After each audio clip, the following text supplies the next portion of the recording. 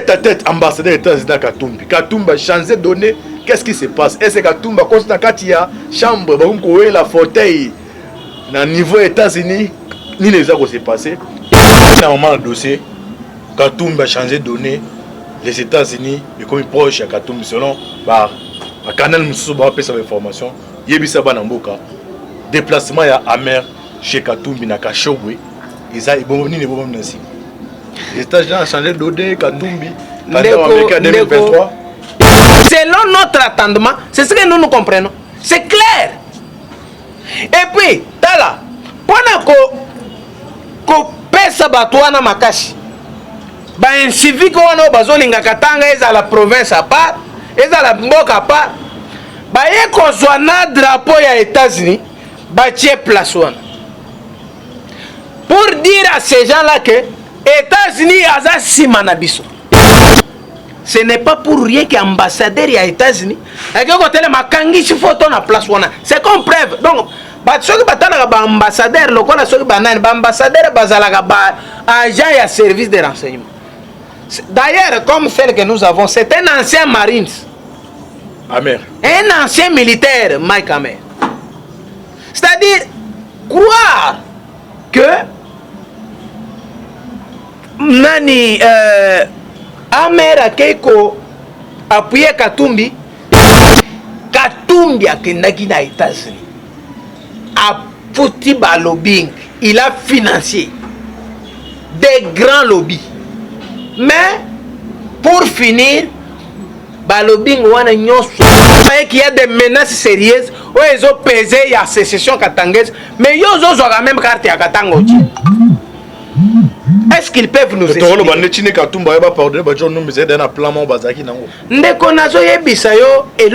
Clair. C'est clair. C'est quoi l'idée? Mettre cette carte-là. Il aurait dû mettre la carte de la République démocratique du Congo. On pouvait comprendre. Mais c'est quoi l'idée quand vous mettez cette carte? Surtout avec les drapeaux des États-Unis. C'est quoi l'idée? La Maison Blanche est pro-Tshisekedi. C'est-à-dire bazalo kola ba militant ya Tshisekedi. Donc na sens bien, il y a bien. C'est-à-dire na Maison Blanche, ba kutike bato baza kuna baza neti ba combattant ya IDPS. Voilà na vrai sens du mot. Si ko tango e ko zonga awa, amoni que à ce niveau-là c'est impossible. Yangwa nande Katumbi azana kati ya kosala campagne. Bonjour, bonjour, bonsoir, bonsoir, Nabandino sur la face céleste. Mbote Nabino Mbote, Bozali, ebele, partout dans le monde, Bozar Nabiso par la internaute. Dans les États-Unis, n'a pas sinon son Mbote, tu es en Europe, na Suède, Maman Fatou, nous avons pas Mbola Banano.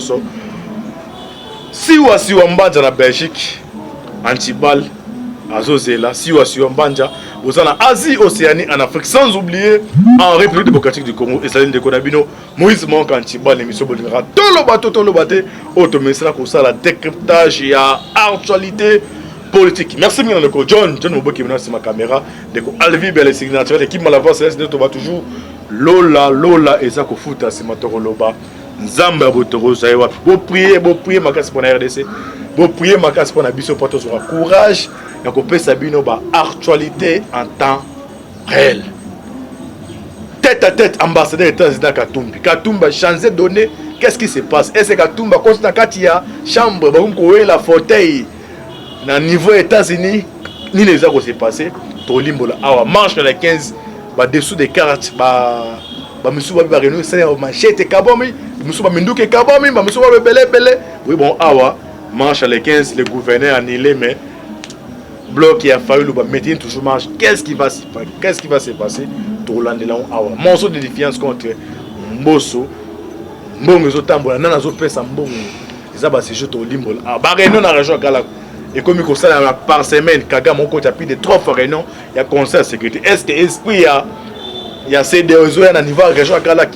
Bah oui, Mousseveni même mon coach a réunion par semaine, 3 fois par semaine. Qu'est-ce qui va se passer? Mousseveni mon habit c'est que tu sais que non. Na ya aussi sa guerre. Ni namoni, quand tu regardes, qu'est-ce que tu vois? Et ça va si j'ai toko limbo la lelo bisona bino. Lo nazana nani? Ceux qui tozana même moral na maboke bende, tozana un grand analyste ndeko Jeff ozali moko ba communicateur na yene tout ça là décryptage ya masolo oyo biso suite fait il y a perquisition il y a résidence il y a John Numbe Suki a pris ça élément to limbola wana ndeko Jeff bonjour. Bonjour ndeko Moïse. Bonne santé. Santé pepele ndengo zomona. Forcément voir malgré au kopata a fugoli ba second tout ça là forcément santé calme. Te santé za pepele ndeko Moïse. OK, santé za pepele directement to ba dans premier dossier marche les 15 IDPS égal à Kabila comme ko boya marche. Ozobanga ndeko Moïse eloko il faut to yebisa ba congolais. Ba que no IDPS aussi pouvoir pour poser aussi la méthode on a fallu la réussir quand même pour garder chandelle. Nazo ndeko Moïse, nazo commande ko Moses. Eloko il faut to yebisa ba congolais c'est que jamais IDPS jamais et kozalaka lokola PPRD ou bien parti moko dictatorial non.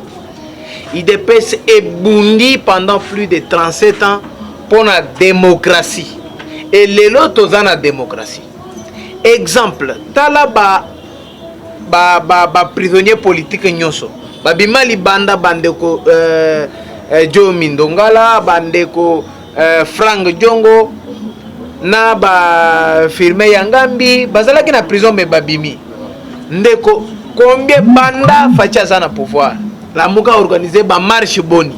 Ba banda ko tikela bango. Marche tango bato bazo déborder, policier akangi mutu, abetiete, akena yena boloko, abomie, mais apêché quand même li pana secret. Et loko ne totikala ko mona yango te, mais to moni yango sous régime ya Fachi Béton. Mais qu'est-ce qui se passe actuellement na marche oyo bandeko ya lamuka ba utiko senga oyo gouverneur de la ville à Boyi. D'abord premièrement, nga nazo soutenir interdiction ya marche wana ya gouverneur.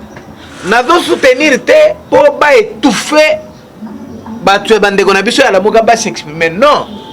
Mais nazo soutenir décision, position ya gouverneur dans la mesure où tozana situation oyo ezo préoccupé monde mobimba ya pandémie ya COVID-19.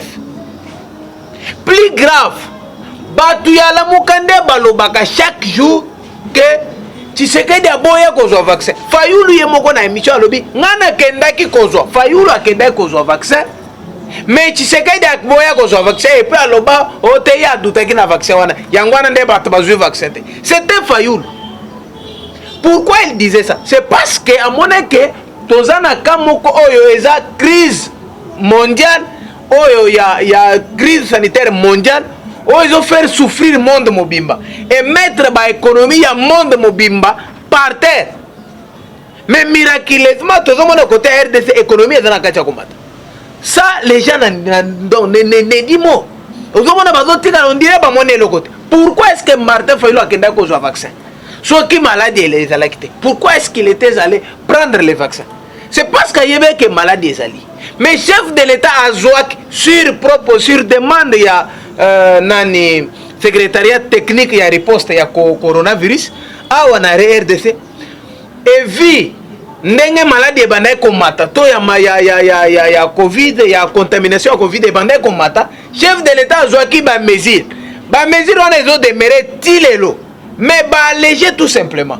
Couvre-feu vendez 21h, mais alléger commune à 23h. Pourquoi est-ce qu'on maintient ces mesures-là jusqu'à aujourd'hui? C'est parce que malade est allé. Mais, besoin qu'il y ait autorisation à marcher. Il y a impossibilité à respecter mesures barrières à Covid. Na marche, c'est impossible. Parce que dans marche, beaucoup tout en a marche, beaucoup et puis vous parlez n'importe comment, on chante même. Quel est ce parti politique là? Ou bien cette organisation politique où il y a une minute où ils ont la capacité à respecter les mesures barrières la carte à marche. Ils attendent aux États-Unis, attendent en France, ils n'arrivent pas à respecter. Respecter et le qu'on en marche. Mais les gouverneurs et les représentants du chef de l'État n'a qu'à province. Ici, Sengobila. Vous demandez la marche. Or, les mesures du chef de l'État, Mouto est censé faire exécuter en Nakacha province et ça gouverneur. gouverneur azwi ba mesure ya chef de l'état wana akomi yango akomisi yango aye ko traduire yango na niveau provincial. Vous allez chez un monsieur comme ça, bosenga autorité marche. Est-ce qu'on est normal? Parce que mesure wana ezali tilelo. Conformément à mesure wana yangwana ne gouverneur ya ville à lobby moyen ya province à lobby moyen na prendre acte ya marche pour na garantir sécurité na bino ezate parce qu'il y a des mesures qui s'imposent. Et ces mesures ne sont pas dictées seulement par les chefs de l'État. Ezaba proposition et outils na OMS. Donc c'est clair et loko est simple pour nous comprendre. Nazo monate place nini batu faut ba banda ko ko luka ba problème place exact. Et loko est simple. Est-ce que mesure wana ya Covid va se lever ya on a vu na permanence ba rassembler au seulement plus de 100 personnes wana ma mozo le beaucoup na les arrêtés. Covid pour tambola na marche. Et si ko batu ba sangani. Mais tout le monde na permanence na bino. Manifestation c'est plus de 200 personnes. Merci beaucoup Ndeko Moïse. Nazo répondre na mutuna wana. To bande ko mona secrétaire général ya IDPS Augustin Kabuya abande ko tambola akendaki na Congo Central akendaki na Grand Bandundu abande ko sala redynamisation ya parti. Il drainait des foules partout. Atikalo comme place à commettre chèque au batbayem que non mais ça a plein. Pourquoi est-ce qu'il a arrêté la campagne na nini na redynamisation parti? Mais c'est pour respecter cette mesure. Et on dirait que pour respecter ba mesure. Bon. Pourquoi nani atilelo azoko ko relater? Parce qu'il attaque balongo les mesures wana. Mais ndenga bozolo bake batbayaka na permanence. Oui. Na boite batobayaka na permanence ezana eloko balobaka ndeko Moses. La foule n'a pas d'intelligence mais la foule n'a que des émotions. La foule n'a que des émotions. Odomona na permanence batikala ko zwa ba sengi communiqué officiel balobi o batobaya non ezalaka réunion ya ba cadre ba organiser ba cadre ba ngomoko baya ba ko organiser réunion à bat 20. Mais tellement que IDPS ont fonctionné, le gars parti, ma lettre n'y a sauté. Quand il y a une information, les gens sont informés. C'est comme ça que les militants viennent. Mais il y a 14 ans. Non, vous avez déjà vu un communiqué. Il y a IDPS et les autres militants. Non. Ok, merci tout le monde a dossier à les 15. Tu es normalement le dossier. Katoum va changer de données. Les États-Unis, les commis proches à Katoum selon le canal Moussou va faire information. Yebisa Banamboka. Déplacement ya amer chez Katumbi na Kashobwe. Ils ont bon venir bon nasi. Les États-Unis ont changé de données Katumbi. Ndeko Moses au lobby eloko moko ya mutuya mais nasi saka même muke ata 30 secondes na kota na mama na likambo au lobby ya ambassadeur ya États-Unis na Kashobwe et pa ya nini bakutani na Ndeko Moïse Katumbi. Premièrement, il y a une marche. Omonaki batu moko na ba vidéo bazolo bake Jean-Marc Kabunda pesi ba machette na batu ya IDPS po bakende kokata batu na nzela. Oh, soko landi na ba vidéo ebele ya batu moko komona kezaki na batu mususu banda ko tinda batu po bakende ko attaquer une certaine tribu ya mboka na biso. Bakende ko attaquer batu wana gratuitement. Tout simplement parce que bango bazo estimer que bango nde bazo soutenir le pouvoir en place. Au moment où la vidéo wana. Mais tant bato wana balobe o Jean-Marc Kabunda, il y a même une plainte déposée contre un connu. Il y a Jean-Marc Kabunda po baluka muto alobi eloko wana po bakangaye pour la diffamation. C'est-à-dire la muka est préparée loko po basala me bako c'est la IDPS. Yango ndenga na sirisa. Mais pona sikoyo likambo ya ambassadeur ya États-Unis d'Amérique Mike Hammer na Katanga bakutani na Moïse Katumbi.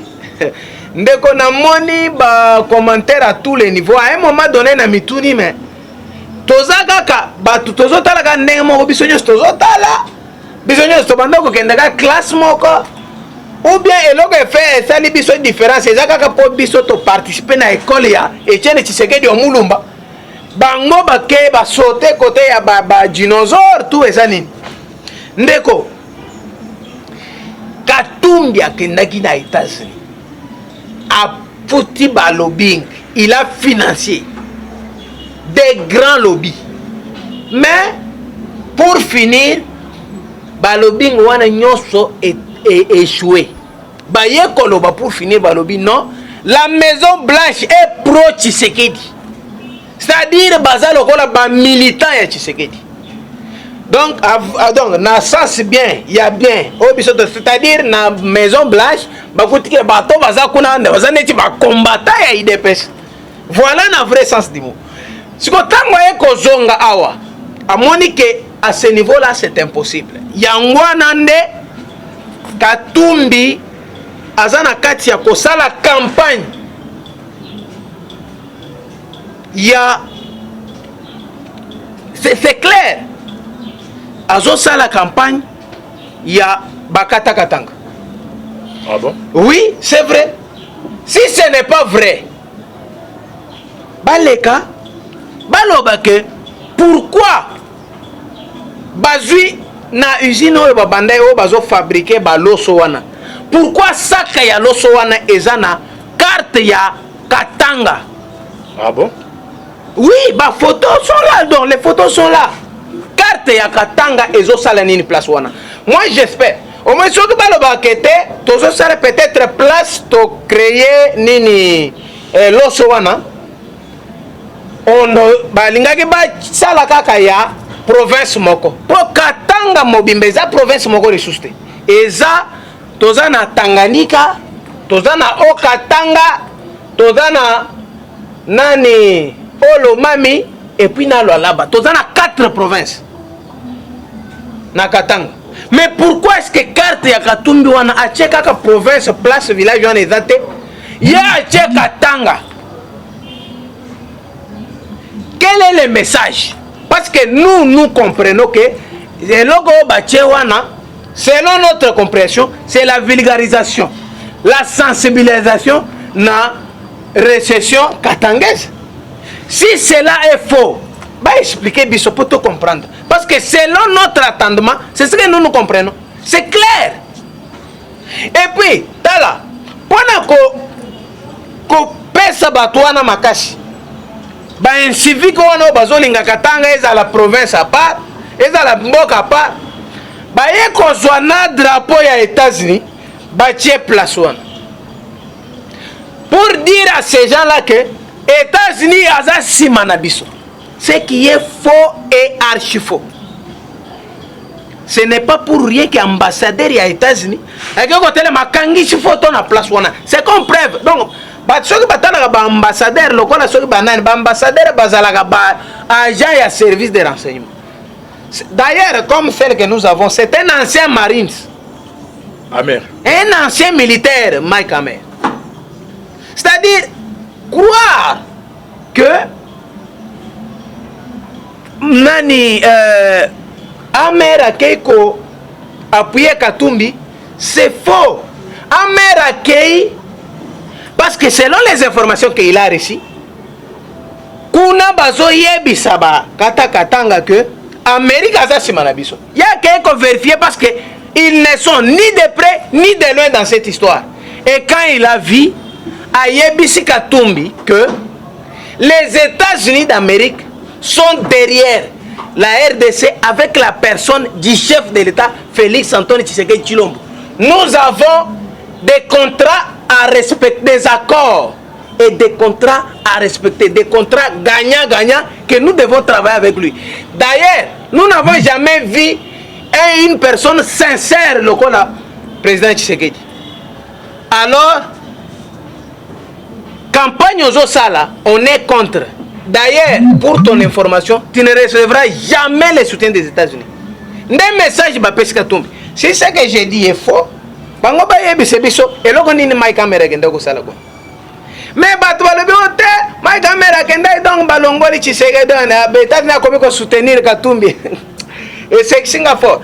Au moins ma caméra zalaki pena mama Fifi Masuka vice-gouverneur ya Katanga.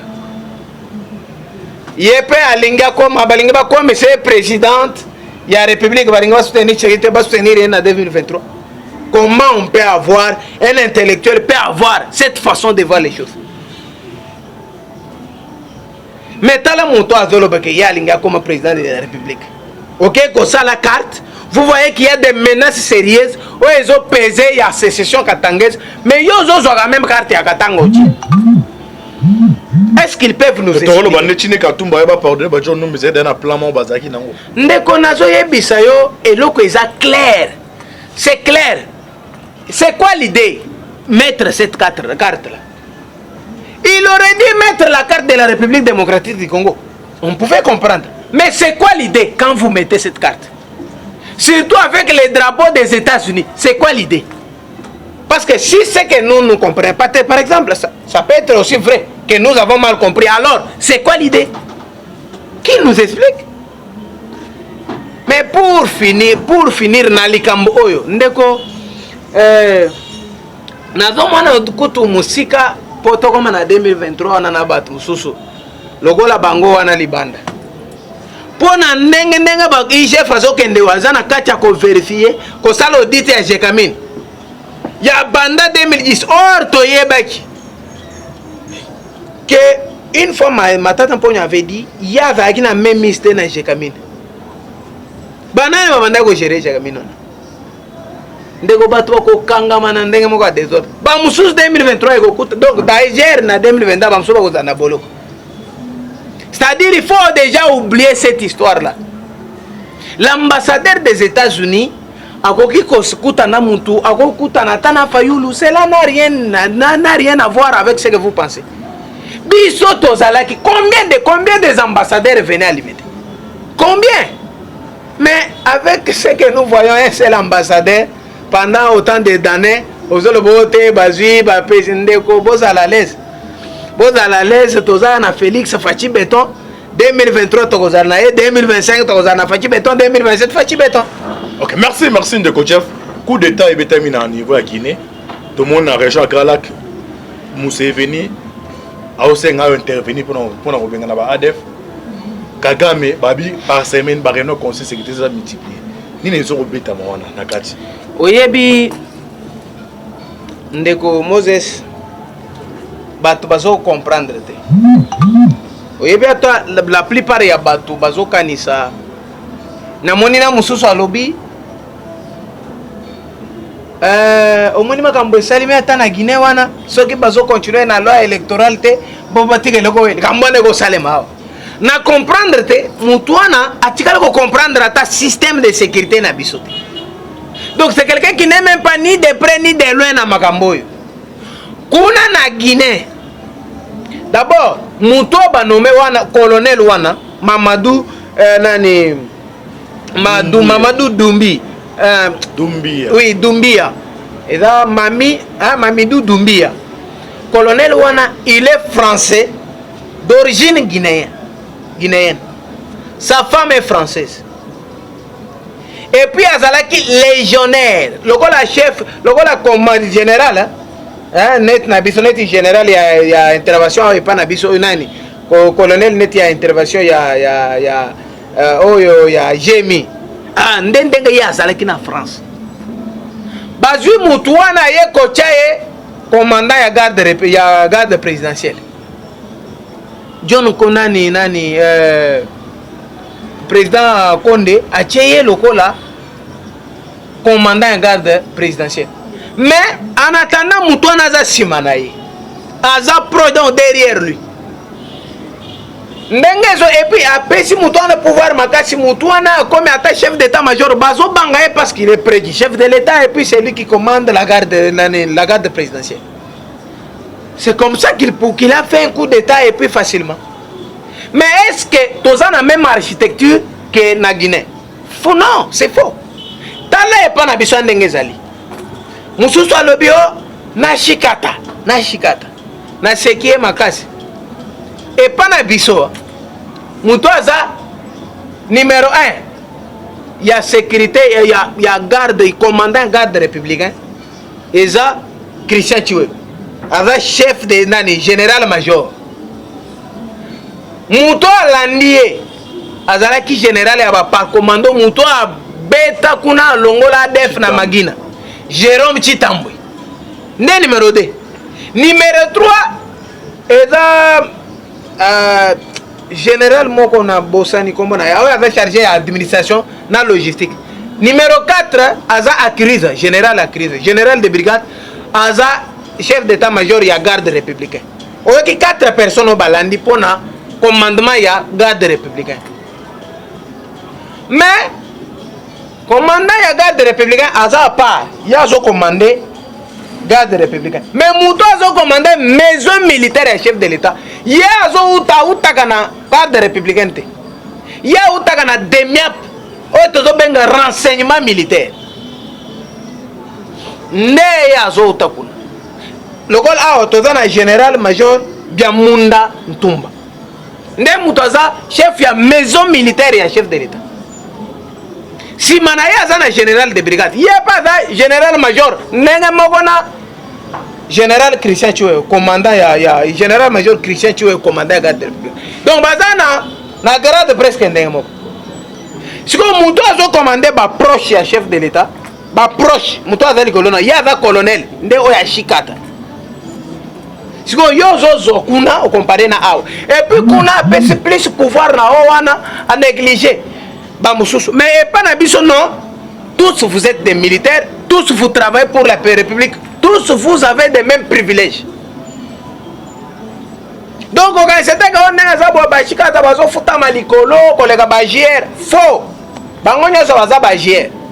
Bazo futa mandenge moko traitement ndenge moko. Et puis soyons quand même réalistes. Quand vous soutenez un coup d'état, c'est quoi l'idée? Vous allez voter parce qu'il y a violé la constitution. Disons-nous la vérité. Est-ce que réellement John Nani, président Condé, Alpha Condé a violé la constitution? Non. Va réviser la constitution. Et qu'il y a un référendum, va réviser la constitution. Et permettre à postuler. Il n'y a pas eu violation de la constitution. Bien sûr que biso tokoki kozala te tozosala apologie ya ba président ba s'éterniser na pouvoir, mais en réalité il n'y a pas eu violation de la constitution. Ba réviser qui constitution, mais oyo azozo pour pouvoir par les coups d'état place nini na constitution ba komi ko sala coup d'état. Et puis il dit je dissous je fixe pas la constitution. Est-ce que constitution ya Guinée Conakry est dans la place quelque part commis que un général doit suspendre la constitution? Il n'y en a pas, c'est lui qui viole la constitution. Et puis c'est un recul démocratique pour la Guinée. Et puis très dangereux. Vous verrez, les Guinéens ils doivent maintenant repartir. Vous avez déjà vu un militaire faire un coup d'état et puis prendre le pouvoir, le remettre aux civils? Non, ça n'existe pas. Donc, Moutou normal, un intellectuel normal, il ne peut pas soutenir ce genre de choses. Il ne peut pas. Donc, on peut soutenir Té. Si on est awa et pas nabiso, n'engena makamundenge zo kendele boy. Yo moko monique awa lelo na banque centrale pour la toute première fois. Dans une réserve d'échange, il y a donc 2,5 milliards. Donc, c'est-à-dire 2 milliards 500 millions de dollars américains dans la réserve d'échange, dans la banque centrale. En plus de ça, Banda Congo et Banda, c'est pour la toute première fois, Congo est récolté par recette à niveau à atteindre 4 milliards. Et puis, par dépense, on a besoin de 3 milliards 200 quelque chose de millions. C'est-à-dire, dans la caisse et à l'État, solde est à 700 quelque chose de millions de dollars. 700 solde, c'est-à-dire dans la caisse. Et donc, ça là que dollar est mata, et ça là que tant que besoin caisse, mbonga caisse, bo vide yango ezoko kate, bo yoko puiser na réserve d'échange. Mais en réserve d'échange, tu as 2,5 milliards, na caisse, donc mbongo il faut tout dépenser. Mbongo tu as disponible, na dépense, tu as plus de 750 millions de dollars américains. C'est-à-dire na minute. Fatia na capacité à koloba lobby kaka programme d'urgence projet moko d'urgence to financer il y a 1 milliard parce que selon ndenge basalaka ba décaissement et que ne malem avant to aussi 700 millions to kozana mbo susi ya kozongisa Donc neto vandi boto ça quand même na 750 millions na biso. Donc au moins ndeko za boy. Okoza na mbo mususu bombi na bango kuna. Mususu na poche ya ko dépenser. Mais ya poche ya ko dépenser na RDC za nango 750 millions. Banda Congo ezakati. To boko beta ta maboko te pona fachi. To lobi boye te tozo sala jalelo. Mais depuis yo la ki se biso banda Congo e banda tine. Population bénéficiant te bilo. Oh, ndeko. Merci to comme na suka émission na biso. To lo baté. Oh, tu as de coach, on a 2 minutes. Mot de la fin, là. Je suis sûr que tout le monde a posé là. 3 minutes, 3 minutes. Oui, et là, on a un bakaka. Na si ça quand même. Na do ka bande ko baso le ndenge ni balaga ki biso basoso. Balaga ki biso ba misune kita, mais zo kitate. Bande ko biloko ko kitaka la mbingi et puis ko le en désordre. Et combien ça arrive? Non. Yo kandeko. Omoni awa, il faut que yebake Kabila bomaki ba société nyoso ya l'état. Yemoko komi donc opérateur numéro 1. Donc pour na ba soso na ba Thomson, eza entreprise ya mwasi na ye égal. Nde eza neti na base pour na ko fournir biloko wana. Ils ne peuvent jamais accepter que peuple est bien pour mona que facha sali quelque chose. Yangwande omoni balingi basa parce que ministre ya économie ya ba solé na bango moko ba proposer prix wana wana kindoki beza wana il faut na bango yo za oyiba to lambonge papa bato ba yaki pona ko bomande biso tala nanu ministre achaki que il faut ba cha $10 mais bango ba sengi ba proposer prix wana ba cha tana 15 ministre a pêché bango balo baba kuitisa en attendant na nini progressivement. Mais tant là bazo salaka mais mesures bazo salaka bilo pour faire échouer. Mais ba que gouvernement baza ba tamayete. Oh gouvernement azwaki déjà bato ba congolais ya motema malamu. Gouvernement ko apesi bango ba moyen. Ba kei ko somba biloko ana ko ya koteka. Ba ko ya na yango. Ba ko tia 13 000 conteneurs dans toute la République démocratique du Congo. 13 000 conteneurs. Place au bando côté que la population biloko na moins cher. Parce que yo bomba biloko na bison. Nazo peso kaka 7 semaines. Parce que le gouvernement le 6 semaines ngara pesi bino 7 semaines. Protocole en désordre. OK, donc merci. Merci de coach. Merci de coach to comme na souka émission na biso émission bonimera. Tout le bateau auto ça décryptage un de coach de numéro de téléphone ça ya WhatsApp. Bane muso bazaya ba tiba zo ka taba invité à to ça 30 minutes d'or.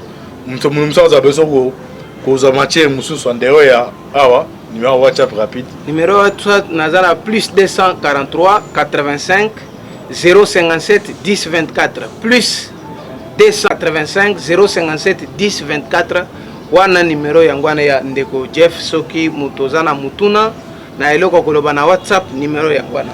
OK, merci de gomina suka na soki monsieur la biso et biso bolinga. Tolo baté auto ya ndeko Jeff. Pour s'abonner massivement pour la actualité en temps réel. Jama Pambo Labino, merci de Open de Jeff. C'était votre humble serviteur Moïse Monkantibal. Affaire à suivre.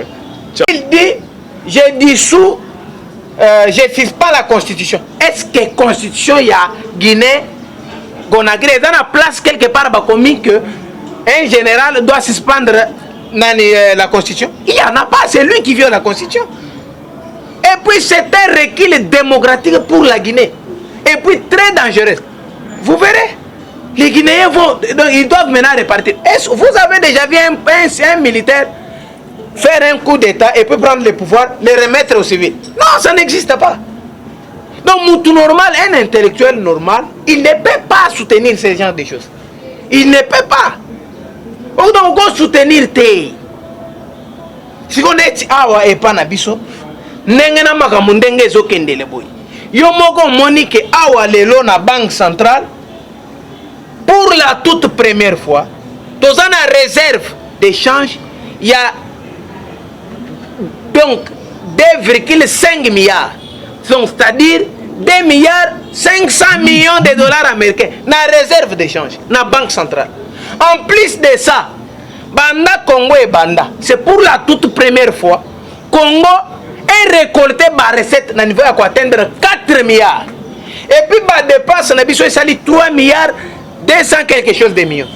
C'est-à-dire na caisse ya l'état to tikali solde tikali à 700 quelque chose de millions de dollars.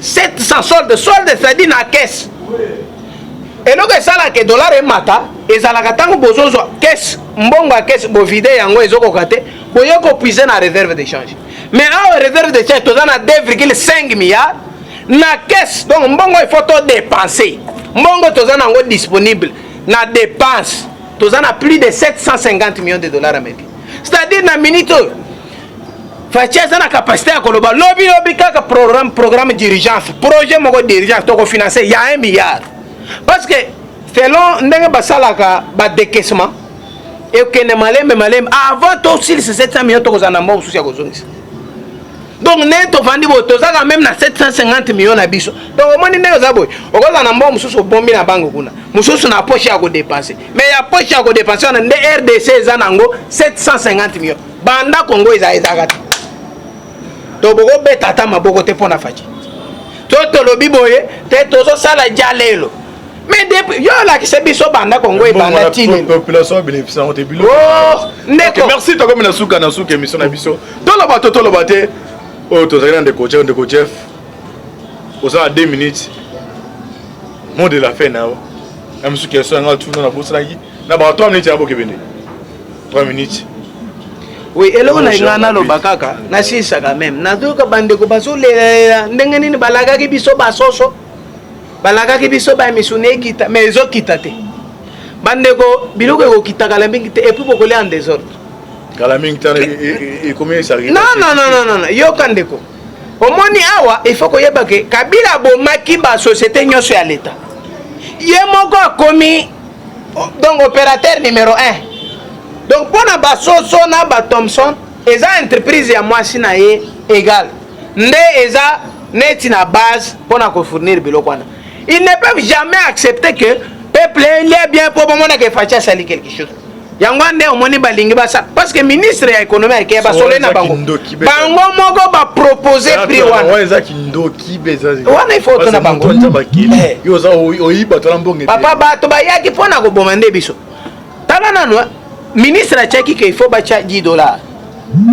mais bango basengi ba proposer prix wana bacha ata na 15 ministre a pêché bango balo baba kuitisa en attendant na nini progressivement mais tala bazo salaka mene mesure basalaka bilo pour faire échouer mais ba ke gouvernement baza batamayere oh gouvernement azwaki déjà bato ba congolais ya motema malamu gouvernement a pêché bango ba moyen ba kei kosomba biloko wana koya koteka bakoya na yango bakotia 13 000 conteneurs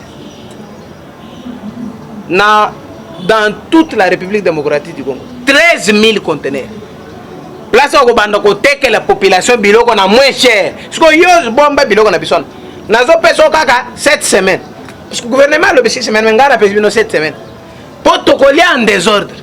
Ok, donc merci. Merci de Chef to comme na souka émission na biso émission bonimera. Tolo baté autosaki décryptage de Chef numéro de téléphone c'est WhatsApp. Bane muso bazaya ba tiba zoka ta invité à to ça 30 minutes d'or.